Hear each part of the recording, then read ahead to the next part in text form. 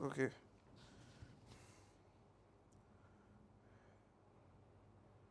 Hi guys.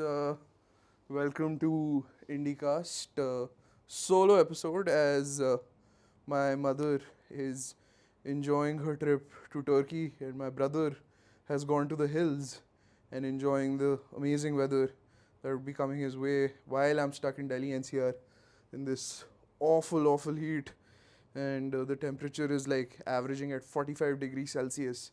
And of course, the National Disaster Authority of India has declared a red alert across the premises. And I just read a news that this time the demand for electricity in and around NCR was touching somewhere around 8400 megawatts, which has been the highest in the history of Delhi NCR ever. So quite a uh, bleak scenario that we are witnessing. I feel there should be some cognizance on the fact that climate change is a real problem, and how its effects are gonna have a really negative consequence on the coming generation. Anyway, so coming back to today's episode, which is going to be hosted by me all by myself. Anyway, coming to it, uh, we're going to focus on the recent NEET controversy, and then we're going to segue to the terror attacks that have been happening in the Jammu region, and how the insurgency has somehow shifted its bases from the Kashmir Valley to the transitional points between the Kashmir Valley and the Jammu region of the Union territories. Anyway, so starting with the NEET exam, which is also known as the National Eligibility Cum Entrance Test, it was recently facing a lot of controversy with regards to the results that were declared. There were 61 kids who got a perfect score. 61 kids. In fact, before they got rid of the whole grace mark system, there were 67 kids who got a 720. Now, to give you perspective about the marking scheme of the NEET exam, which is obviously OMR based now, for who knows, for the people who don't know what an OMR is. OMR sheet is basically a sheet on which you have to correctly mark the answer, which is then scanned by the computer, and it's mostly the markings are mostly done through a black ball pen, and it is used in a lot of entrance exams in India. The most popular one being the UPSC CSE prelims exams, which also recently happened. Now, to tell you how absurd the situation is, that there were at least 67 kids, later 61 kids, who scored a perfect 720 score.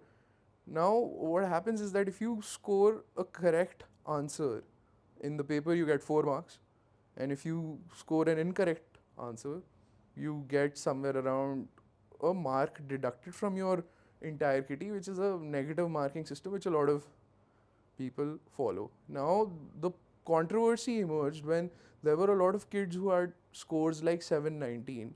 Now, that is not mathematically possible, because if you have 720 as the total, that means if you don't attempt one single question, that means the amount of marks that you can get is 716, right? And if you basically commit an error, right, and a question of yours, an answer of yours is incorrect, then the 4 marks are gone. On top of that, another mark is deducted. So at max, you can get 715 marks. But there were kids who got 719. There are kids who got 718. So this basically infuriated a lot of students, a lot of aspirants, and a lot of parents also were extremely paranoid with respect to the future of their kids, because these are extremely young kids, very aspirational kids uh, who have a lot of ambition, and like they have so many goals that they want to achieve. And anyway, for a lot of kids, getting into the top tier medical colleges, specifically like AIMS, becomes extremely difficult even after getting the so-called desired marks, because there is a certain amount of seats, and again we can go back to the whole argument of underfunded state educational systems, underfunded state apparatus, which is not being able to take the responsibility that it should take in order to ensure that the the wants and the needs of these students are met with for laymen to understand. Anyway, so there are a lot of allegations of malpractice against NTA. NTA is the organization which conducts NEET. NTA's full form is the National Testing Agency. Now, National Testing Agency is an organization which is autonomous and it's under the Department of Education, which in turn is under the Ministry of Education in India. Since 2017, it's been given the responsibility to conduct various entrance tests for various universities and colleges in India. And now I personally have experienced NTA testing schemes because I feel the whole process of application to an NTA conducted tests are also pretty disorganized in my opinion because I had to sit for the Delhi LLB exams back in 2019, and when I applied for it, they somehow made a mistake in my gender. So I ended up being categorized as a female. And now, let me tell you, back in 2019, these exams were basically allocating different examination centers on the basis of gender. So there was a male centric center and there was a female centric center. And because of the mistake that was conducted on the part of this testing agency, I went to a female designated testing center. And first, I thought that they're not going to let me sit for the exam.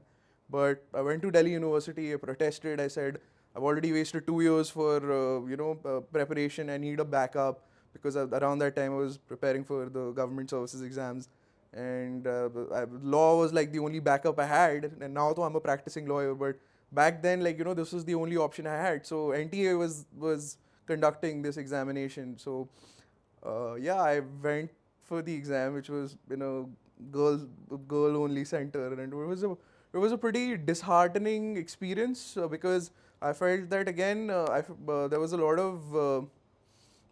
of malpractices that I witnessed in the center, because I could like clearly see the people who were conducting these exams, which were totally computer based, mind you. These were all computer based exams. Like, so the exam used to come on your computer. There was like a password that was generated, like a unique password, and then you get access to the exams. And I could see a lot of people being in cahoots with a lot of students appearing for these exams. So like the whole idea of meritorious meritorious how should I put this meritorious results was like totally thrown out of the window, because like it wasn't your effort, your merit that was going in, but like the the nefarious agendas of like different coaching centers who were obviously in on it and making a lot of money, and also the different computer computer labs who were organizing these exams. They were basically getting all the profit and helping their kids or their relatives like get in through premier institutes of the the central government. Anyway, so that was my experience with respect to NTA. And after that, once the results were announced, the whole scheme was so confusing because so for one single rank, say if you've got a rank 72, which I had gotten a rank 72, you would have like almost 30 to 40 people having the same rank. So like and according to that, they had decided whether if someone's going to go to CLC 1, which is Campus Law College 1, or Campus Law College 2, and all of that. I mean, 72 is a decent rank, but still, like you cannot be proud of it and go around telling people that you've got a rank 72, because they'll say that, oh, there are 30 other people who also got in the same rank. So like the whole idea of discerning as to who is getting what exact rank is also extremely confusing. So it just creates like this obfuscation as to what exactly is the marking scheme of the agency. So from that time onwards, I felt that NTA wasn't doing its best job when it comes to at least like give out a very foolproof system for students to, appear for such important examinations. Anyway, I did not go, end up joining law fac. I went to Jindal, and rest is history. So yeah, this was my experience with NTA, and this somehow corroborates as to why so many people are angry at the National Testing Agency. But a lot of people are also praising them for quick responses, quick reactions, and taking cognizance quickly, because immediately they said that they're going to get rid of the grace mark system. Then they said that, oh, we are working on it. The reason why we implemented the grace mark system in the first place was because the Supreme Court had given out an order back in 2018, which said that kids who lose time at these testing centers, at these examination centers, due to, say, an electricity shortage, or a power cut, or say some other technical issues, they should be granted grace marks. But the point is that NEET exam is an OMR sheet based exam. Here you are not using the computer to write your exam, right? But say if you're sitting for your exam, like I did, the law fac exam that I sat for, which was also conducted by NTA, if it was on computer, right, then in my case, or someone who was sitting for CLAT, in their case, you could have gotten these grace marks had there been some technical issue or some electricity related issue that they talked about.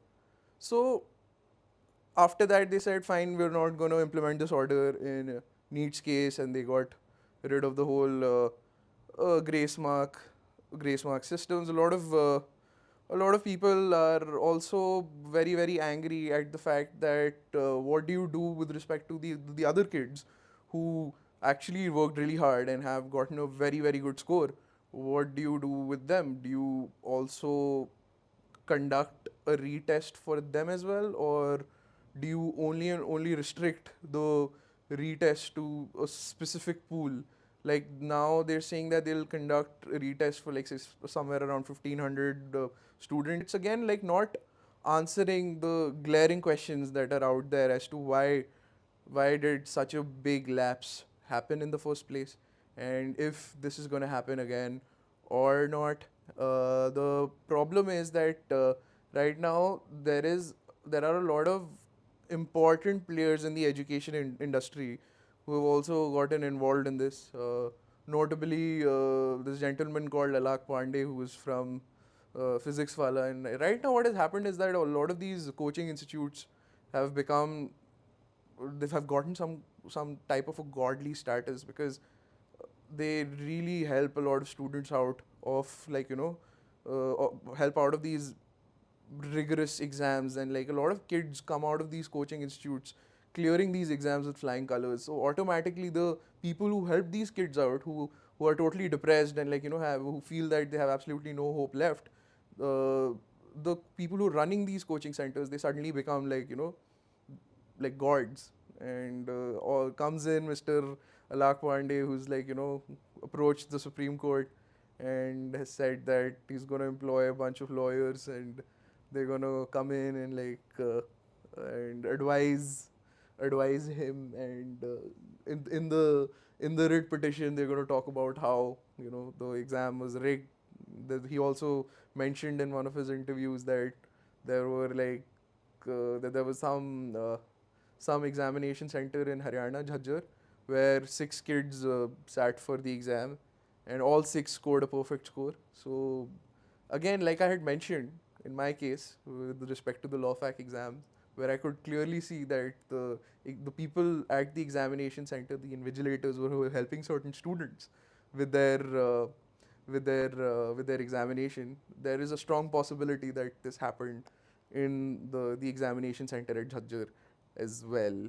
So there is no evidence to that, but this is an intelligent assumption that we can make. Another very very interesting aspect that has come out of this whole situation is that the results were declared earlier this time. Usually, the government agencies who are conducting these exams, they take their they take their sweet time. They don't even declare as to when what is going to be the exact date as to when the results would be declared. But this time the results were declared quite quickly, and people were quite surprised. So this has also raised a few questions.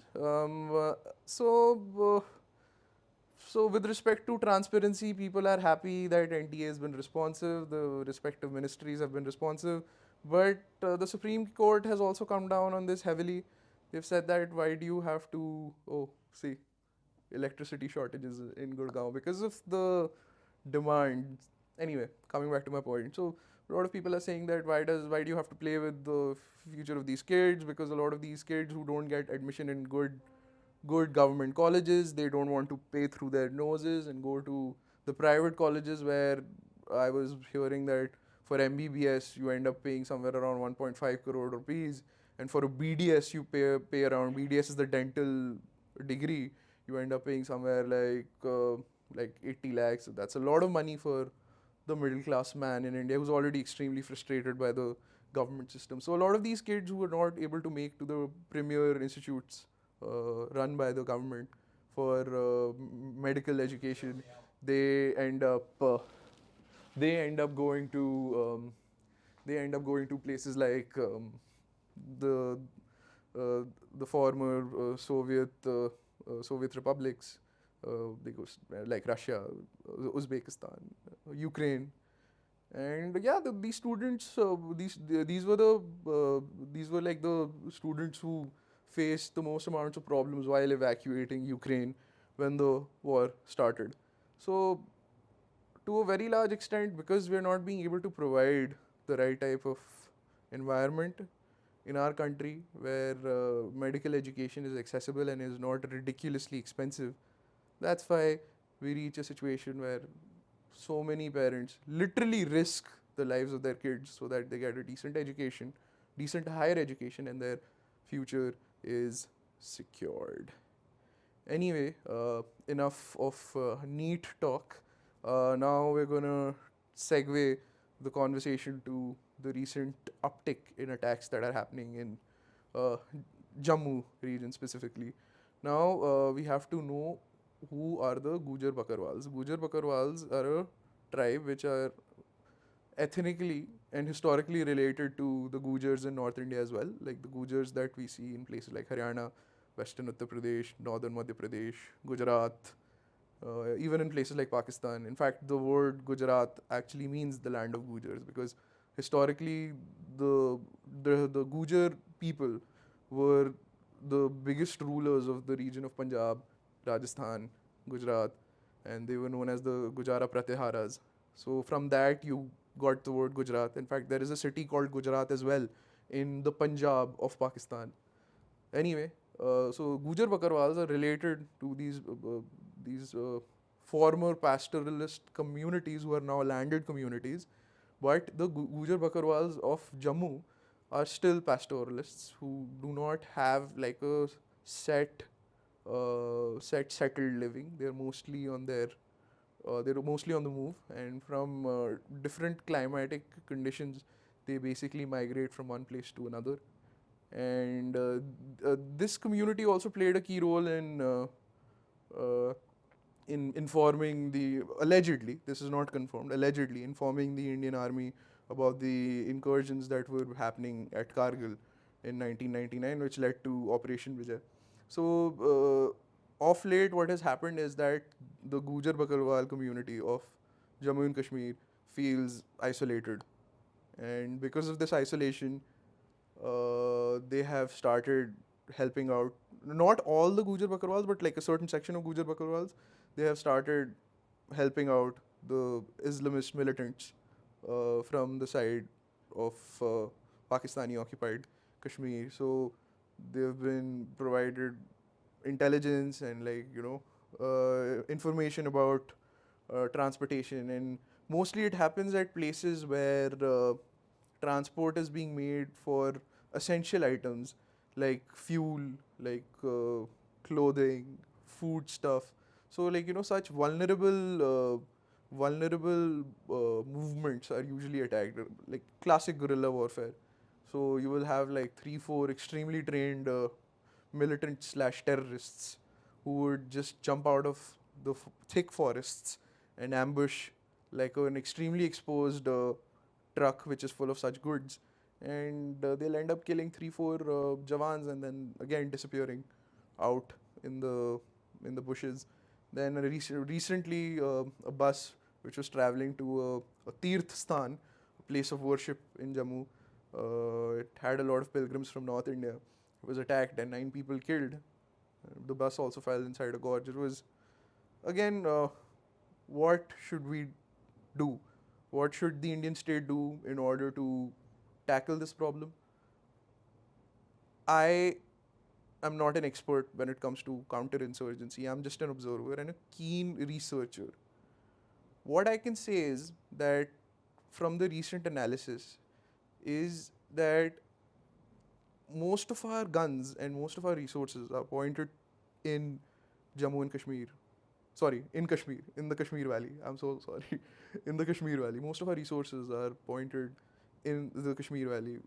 And what has happened is that because this area, the Jammu corridor, because it's neglected, like specifically the northern part of the Jammu corridor is neglected towards the Kashmir Valley, militants have started using this as a very cool base of operation, because they feel that the population who are residing in these areas, they are generally becoming anti-state.